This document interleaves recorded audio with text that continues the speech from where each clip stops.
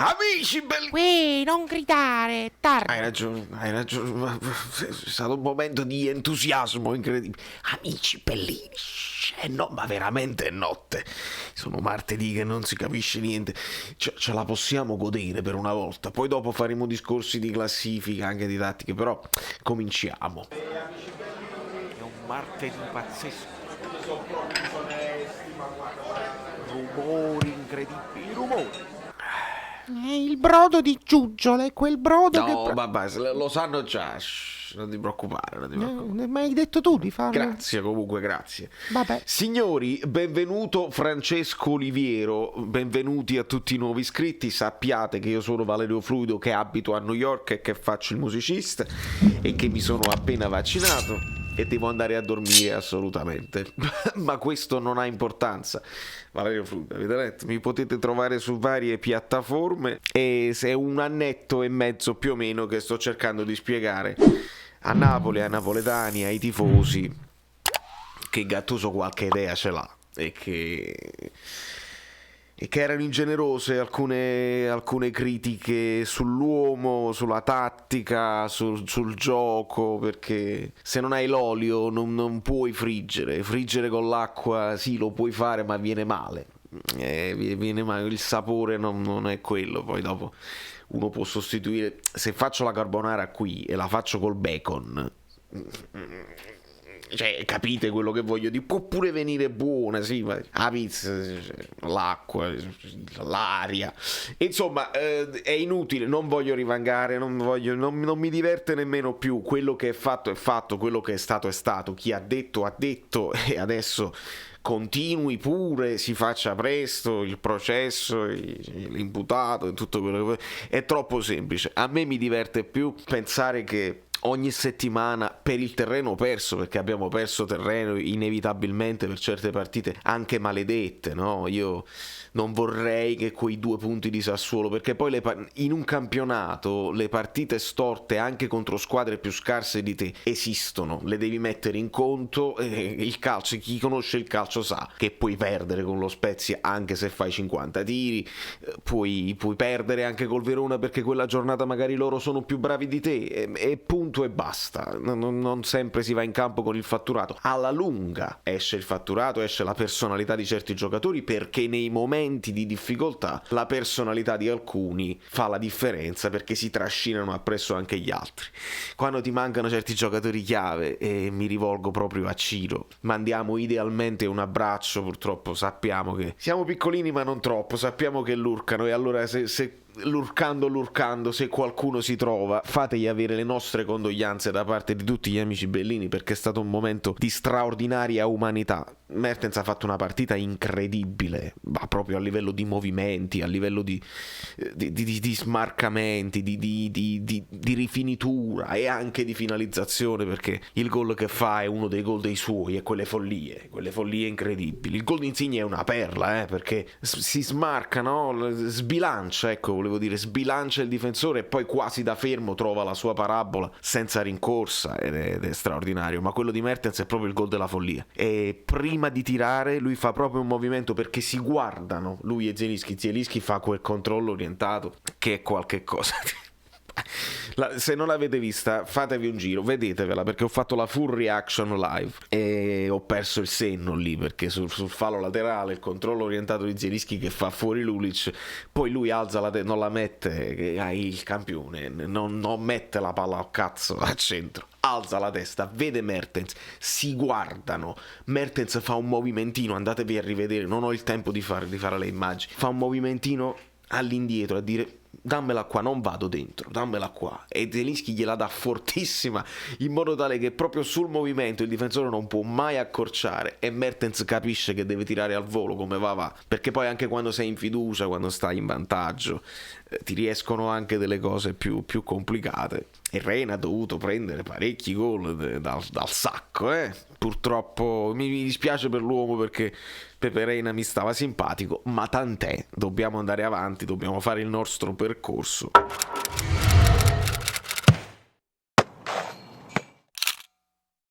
E se qualcuno ha intenzione di dire che abbiamo rubato, che così, il TVB, no? Con i cartellini gialli, molti cartellini gialli mancanti, poi potremmo approfondire eccetera eccetera, ma ieri abbiamo scoperto le nuove cose, i pistacchi, si vedono ancora meglio i TVB dei pistacchi, e quindi pistacchietti, mettiamoci bene d'accordo, no? Perché io penso che la gamba così alta, oltretutto a martello ad uscire, perché lui non è che va verso il pallone così, quasi come a provare una rovesciata così, no, lui va proprio così e poi l'impatto col pallone, e poi prende il pallone prima, sì, ma poi prende in faccia l'avversario. Si chiama tecnicamente imprudenza, pericolosità, aggressione a mano armata, non lo so come si chiama, ma credo che ci siamo, credo che ci siamo con il rigore.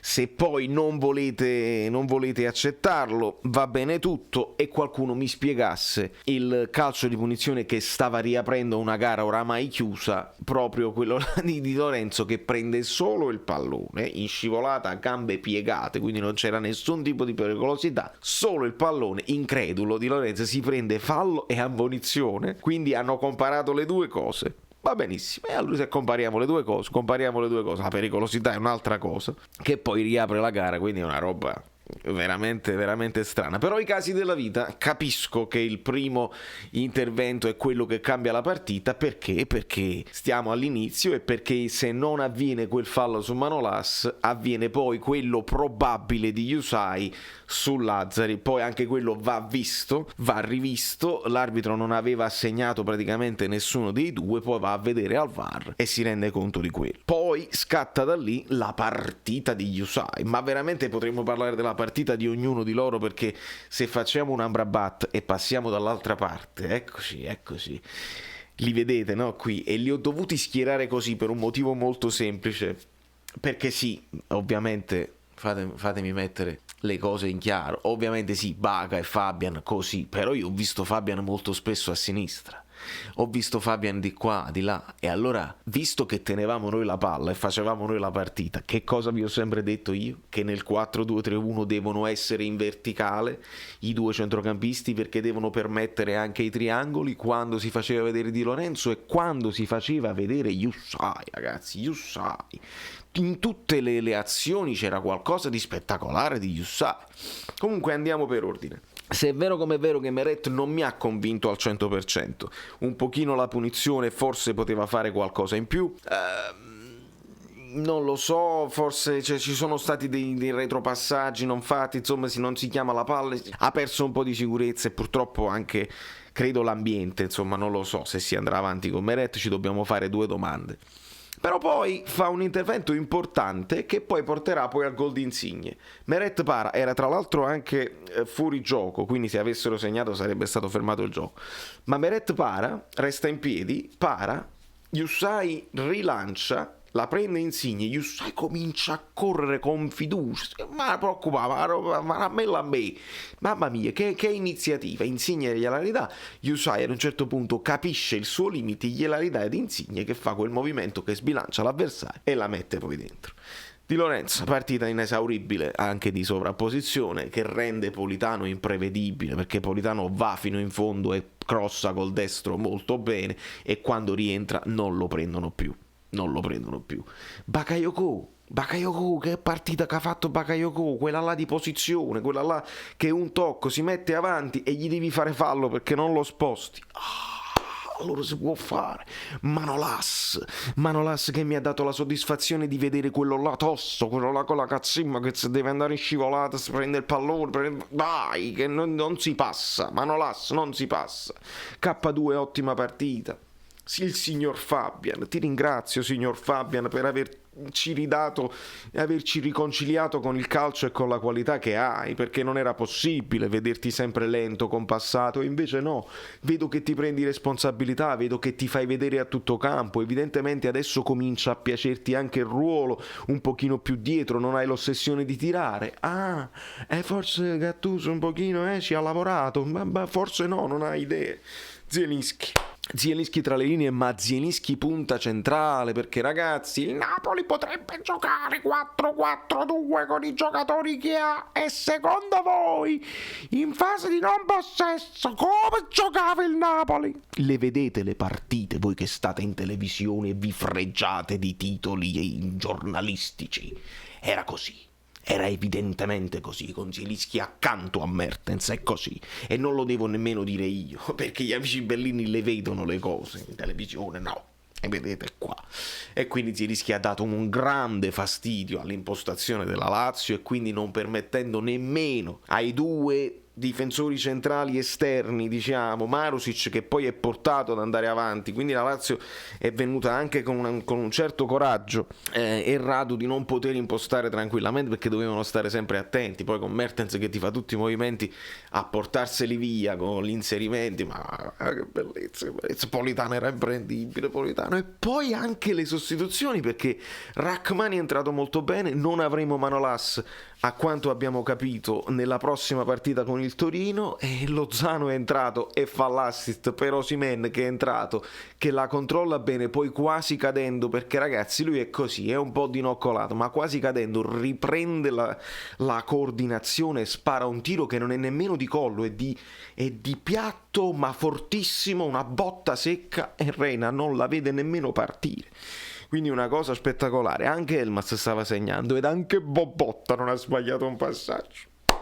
Sono quelle giornate incredibili che ci riconciliano con il calcio. Non voglio guardare la classifica, veramente non voglio, perché voglio godermi queste ultime 6 partite a come va. Perché dobbiamo fare belle partite. Se sono le partite sono così, a me non mi interessa nemmeno di andare in Champions, perché poi l'anno prossimo lo sappiamo che dobbiamo ricominciare da capo, la Super League, la Super Champions, il bel gioco e lo spettacolo. De Laurentiis ha twittato: che spettacolo, un rimando, quasi un rimando, che spettacolo, voi cercate lo spettacolo di quelle della Champions, ma chissà, signori miei, condoglianze a Mertens, grazie ai ragazzi, grazie a Gattuso, scusa Gattuso per quello che ti hanno detto in giro, non fa niente, vediamo di riappacificarci, non voglio mettere un tappetino dello yoga pietoso ancora sul nostro rapporto, ma vedremo quello che si farà. Io da New York vi voglio un bene dell'anima, scusate se ieri non ho potuto leggervi tutti, ovviamente c'era un po' di lavoro da fare, e adesso, oggi voi che è martedì, che state vedendo questa cosa, io sto dormendo, ma poi mi sveglio e devo andare a suonare. A New York, Valerio Fluido e tutto, ma con mamma fa? Ma ce la facciamo? Voi state pensando al Milan, mo state puntando al Milan, perché il Milan deve incontrare la Juventus, l'Atalanta, la Lazio, ma la Lazio noi l'abbiamo affossata. Allora io conto più sul Torino, però ci ha fatto il guaio l'Udinese, perché l'Udinese perdendo col Torino, adesso il Torino, no, perché l'Udinese ha perso col Cagliari. Mi devo un attimo informare.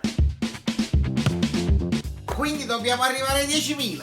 Arriviamoci. Si deve cliccare sopra la cosa così, poi cliccate sulla campanella, poi vi iscrivete al canale Telegram, poi dovete praticamente fare. Basta, sei cringe, quante cose. Tutte le cose bellissime. Io caffè. mi ricordo come mi chiamo.